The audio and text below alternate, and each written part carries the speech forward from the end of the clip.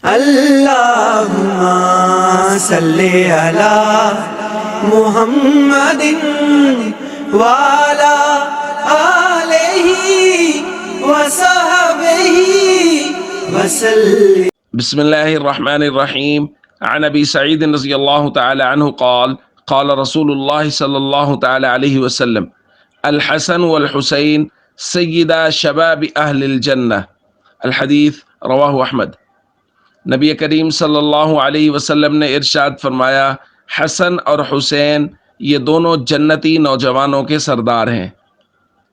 دوستو، حسنین کریمین کے فضائل کا ذکر کیا جا رہا ہے۔ آپ غور کیجئے، یہ دو شہزادے وہ ہیں جن کو بالکل بچپن میں آقا صلی اللہ علیہ وسلم کی طرف سے نہ صرف جنت کی سند مل گئی بلکہ جنتی نوجوانوں کے سردار ہونے کی سند عنایت فرما دی گئی۔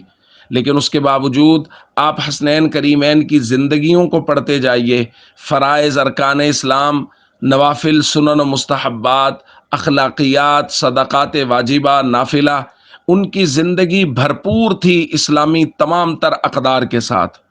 اور ان کے مقابلے میں ہم 1400 سال بعد پیدا ہونے والے لوگ جن کی زندگی میں کوئی فضیلت نہیں ہے، ان کی حالت یہ ہے کہ وہ فرائض اور ارکان اسلام سے بھی غافل ہیں۔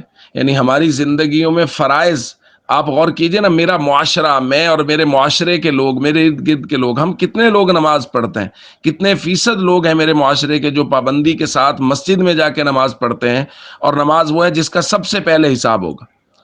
تو دوستو، حسنین کریمین سے محبت کا جو بنیادی تقاضا ہے وہ یہ ہے کہ ہم ان کی سیرت کو اپنائیں، ان کے کردار کو اپنائیں، اور دیکھیں کہ حسنین کریمین نے زندگی کیسے گزاری ہے۔ آقا صلی اللہ علیہ وسلم کے طریقے کے مطابق انہوں نے ساری زندگی گزاری، اور ہمیں یہ درس دے گئے کہ اگر سیدنا حسین رضی اللہ تعالیٰ عنہ کی کربلا کی وادیوں میں تمام تر مشکلات کے باوجود نماز نہیں گئی تو پھر یہ امتی کس منہ سے نماز چھوڑ کے حسنین کریمین کا دم بھرتا ہے اور ان کا نام لیتا ہے؟